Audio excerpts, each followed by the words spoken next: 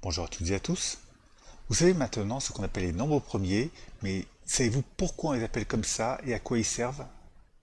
Eh bien, c'est ce que je vais vous expliquer dans cette vidéo. Sachez pour commencer qu'en troisième, on se contente d'une introduction. Regardez le titre. On ne va voir qu'une propriété et une application. Mais tant qu'à faire, la propriété qu'on va voir, elle est vraiment importante.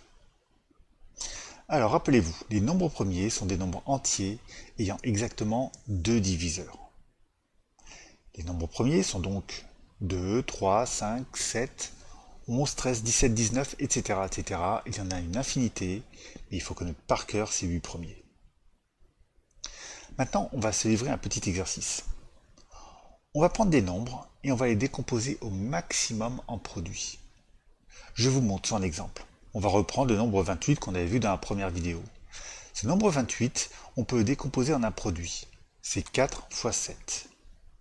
Mais on peut décomposer encore plus en écrivant 2 fois 2 à la place de 4.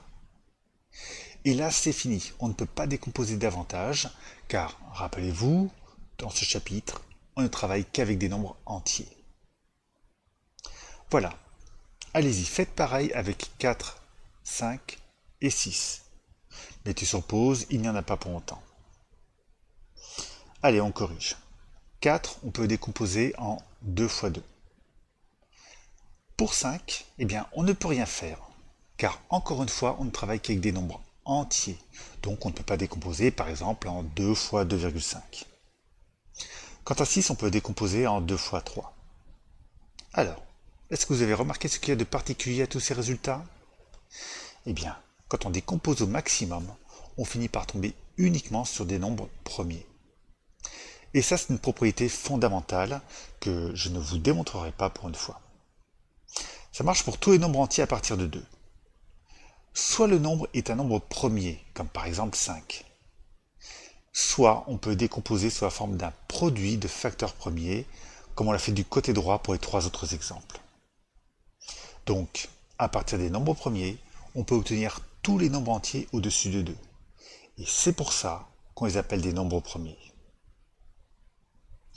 Voilà, alors je vous propose maintenant de vous entraîner sur ces deux nombres, 42 et 70. Mettez sur pause, décomposez-les en produits de facteurs premiers, et après la correction, je vous montrerai à quoi ça sert. Allez, on corrige. 42, c'est 6 fois 7. Et 6, c'est 2 fois 3. Donc au final, 42 est égal à 2 fois 3 fois 7. Ce sont 3 nombres premiers, donc on ne peut pas aller plus loin. De même, 70, c'est 10 fois 7, et 10, c'est 2 fois 5. Et on a fini. Alors je vous fais remarquer qu'on pouvait calculer dans un ordre différent, mais que cela revient exactement au même à la fin. Il y a comme souvent en calcul plusieurs chemins qui mènent au même résultat. Alors, à quoi ça sert tout ça? Eh bien, à beaucoup de choses réellement passionnantes, mais en troisième, on va s'en contenter d'une seule. Grâce à ça, on peut simplifier au maximum n'importe quelle fraction. Regardez par exemple la fraction 42 sur 70. Grâce à la décomposition en facteurs premiers qu'on a faite, on peut écrire que 42 c'est 2 fois 3 fois 7 et que 70 c'est 2 fois 5 fois 7. Et à partir de là, on peut simplifier par 2 et par 7. Et au final, on trouve que 42 sur 70 c'est égal à 3 sur 5. Voilà pour ce cours sur l'utilisation des nombres premiers au collège. Alors pour ceux qui souhaitent s'entraîner davantage, je vous mets un exercice supplémentaire et je vous laisse le premier exemple. Mettez sur pause et on corrige après.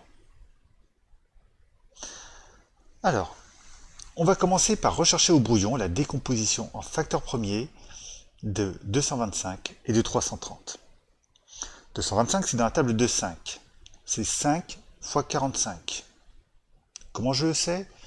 Eh bien, il suffit de faire 225 divisé par 5 et on trouve 45. Ensuite, 45 c'est 5 fois 9. Et pour finir, 9 c'est 3 fois 3. Donc 225 est égal à 3 fois 3 fois 5 fois 5. Oui, vous avez vu, on aime bien remettre les facteurs premiers dans l'ordre. Ensuite, 330, c'est 10 fois 33. 10, c'est égal à 2 fois 5. Et 33, c'est 3 fois 11.